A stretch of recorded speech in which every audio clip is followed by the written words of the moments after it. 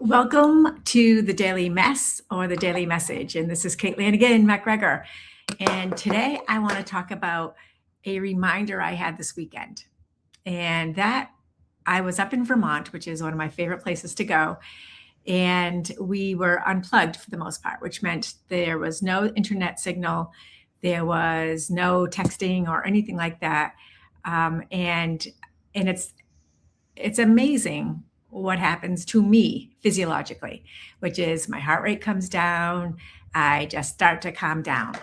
And I'm not going to lie, my life has been a little crazy lately, and having a minute or two to actually decompress was amazing. I saw one of my best friends. We had a great time. We went on a maple syrup tour around Vermont, which was fabulous. And I just thought to myself, this is like something to remember. I looked out and our bedroom has a window that like just sees right over the sunrise basically. And it was cloudy, and it was just, even that was pretty. It had like the grays and the clouds and the mist, and it was really magical.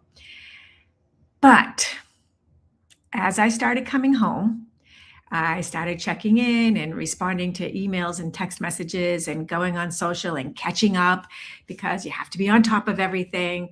And by the time I got home, I was back to that wired for sound, that feeling of anticipation, anxiety, and stress. And it just kind of like boiled over into a lot of personal things.